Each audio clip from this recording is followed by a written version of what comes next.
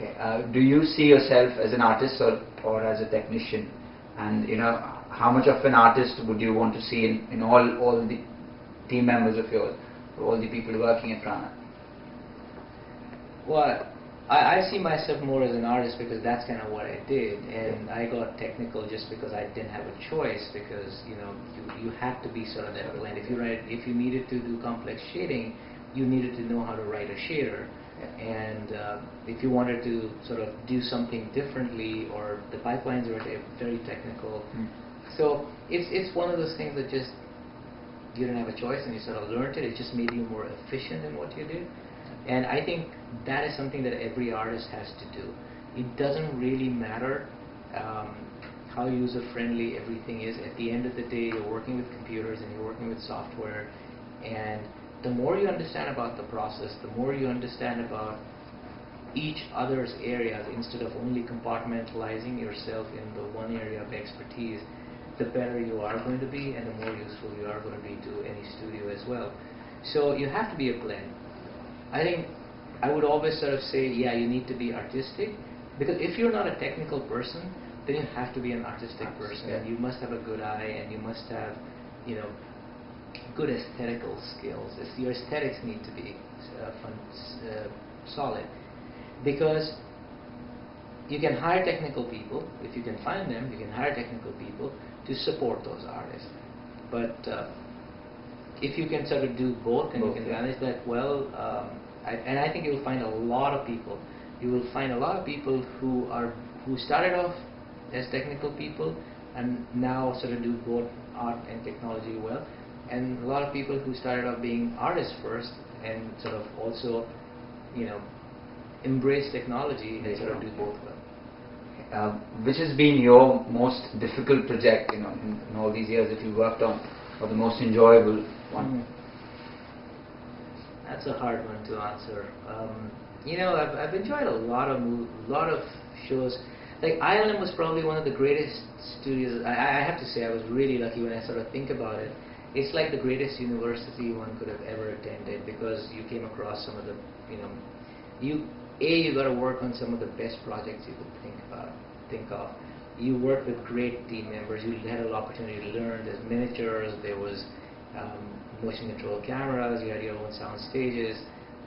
You shot your own elements with the teams there. You got an opportunity to work with the biggest directors, with the biggest cinematographers, with the big, editors across the board of filmmaking. You got a chance to work with all these people. Got exposed to them. So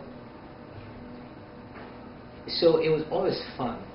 And you got to travel, because movies were shooting in different parts of the world, and they were there for periods of time, whether you're shooting in Australia, or you're shooting in London, or you're shooting in Europe, or wherever, or within the US or Canada. And especially big budget films, they had the money. They had the money to spend, so it wasn't like you were hurting for money. So you were always looking at, okay, how do I do this, and how do I push this, and how do I do water that looks just great, and how do I, big dump tanks that are gonna, thousands and thousands of gallons of water is gonna come out of them and, rock the boat and the whole world and everything. But at the end of the day, it's really hard to pick out one show and say, like I remember Twister and Perfect Storm, when they went through Ireland, they were technically very, very challenging movies, because they were the first time, water was being done or tornadoes was being done. And when Star Wars was going on, the pod race that I was involved with on the first Star Wars, that was very difficult, because we had to do this terrain, and with the engineers we wrote a bunch of stuff with the software programmers, where the terrain was only generated in what the camera saw, and the terrain was generated on the fly, because otherwise the computers would run out of memory. So every movie had some unique challenge. Terminator had its liquid metal challenge that we worked with PhD department from Stanford to write. They wrote, part of their FizzBack code, so that allowed us to do liquid metal.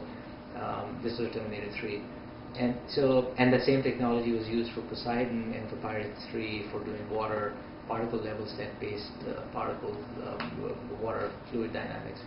So it's really hard to pick one show and say that was the most difficult or the most challenging. Any show that dealt with natural phenomena was challenging technically. any show that dealt with, like shows like any show that dealt with humans or characters, like Yoda or let's see, Davy Jones or Saphira from Aragon, which are all characters. Those are all really, really difficult characters in that sense because they're performance-based.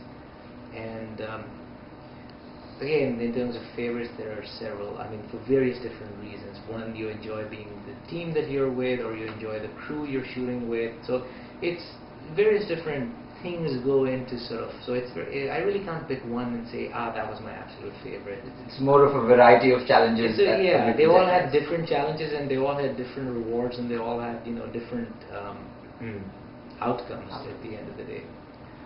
Your message to the CG Tantra community, a community that consists of students that would be stepping into visual effects, people who are probably just gotten, and even professionals who've been there, a message that you could provide them. You mean words of wisdom? Words of wisdom, that's right. Well, I'm not sure if I could try. I guess the single most important thing is that be your own critic and look at your work and look at it and say, look at it objectively and try and criticize it and be your own, critic in the sense, that doesn't work about it. Or look at it and try and identify what about it doesn't work, what could I do differently. And that's something that will come with experience. It's something called developing your eye, where if you want to be in the visual effects industry, and it doesn't sort of matter what you do, if you're an animator or you're a modeler, and you start with basic form and you need to build something, you have to be able to capture the detail. Visual effects is about detail. It's the amount of detail that goes in, not the amount of detail that you take out. And when and how do you trick the eye that the eye sees the detail, it sees it in the right places, and when it misses it. And that's really what you have to do. I'm oversimplifying it, but at the end of the day, it's a 2D image which a compositor puts together that goes out. And it either looks great or it looks like, there's something about that's just not quite right. So, and if you're an animator, it's not about animation. At this point in time, it's about real animation. If you're doing a character or a creature or a human, it's really about how real does that movement look. Does it have everything? It's not about squash and stretch. It is not anymore the same principle that you use in animation. It's different. And it just has to feel and look real. And same thing with rendering or with simulations. And it's everything is around us. It's about observing the real world and researching and studying. I think that's very, very important. People just don't research enough, it seems. Interest in reading, knowing more about lighting, about real world lighting, knowing more about cameras, how the cameras function, lenses, film stocks, color space, what happens in the DI, what happens when you work in CG and you're working in linear color space, and what happens when it goes to film and it goes to log space, what happens at the top end and the bottom end. And all this information is there, it's available. You just have to find it and you have to read it. Or you expect someone to teach it, chances are no one's going to teach you. And so every single day you're learning something new. As long as you keep learning, you have to have an open mind about that and keep at it. That's fine. Thanks a lot, Samir, for talking to us.